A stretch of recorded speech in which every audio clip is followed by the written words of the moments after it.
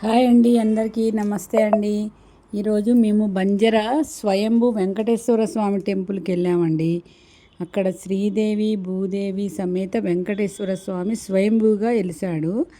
మనం ఏదైనా కోరిక అనుకొని అక్కడికి వెళ్తే 11 శనివారాలు కానీ 7 శనివారాలు కానీ అక్కడ పూజారి గారు చెప్తారనమాట. ఎన్ని శనివారాలు తిరిగితే ఇదని అన్ని శనివారాలు ఓన్లీ వెంకటేశ్వర స్వామి చుట్టూ ప్రదక్షిణ చేసి ఒక కొబ్బరికాయ కొట్టి దండం పెట్టుకుంటే మనం ఏ కోరిక అనుకుంటే ఆ కోరిక నెరవేరుద్దంటండి.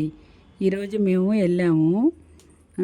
చాలా బాగా పూజ చేశారు. స్వామివారి అలంకరణ అది కూడా చాలా బాగుంది. అయ్యగారు బాగా పూజ చేశారు. మేము చూసేసి అక్కడ దండం పెట్టుకొని ఒక 11 సార్లు ప్రదక్షిణ చేసి వచ్చామండి.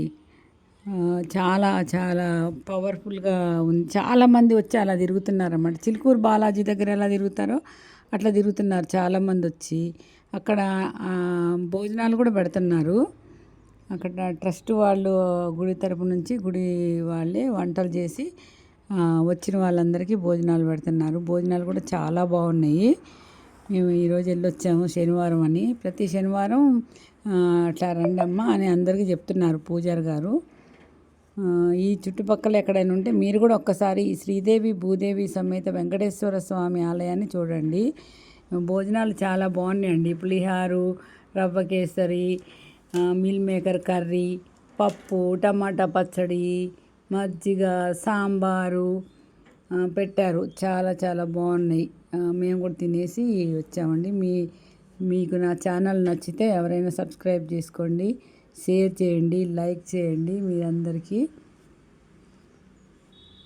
మీరు కూడా ఈ దగ్గరలో ఉంటే ఒక్కసారి ఈ గుడికి వెళ్ళండి. వెళ్ళి ఒక్కసారి మీకు ఏదైనా కోరిక ఉంటే పూజారి గారితో చెప్పండి. ఆయన చెప్తాడు ఎన్ని వారాలు రావాలని. ఒక్క రూపాయి కూడా అడగట్లేదు, తీసుకోవట్లేదండి. చెప్పినందుకు కూడా మన ఇష్టమై ఇస్తే తీసుకుంటున్నారు, లేకపోతే లేదు.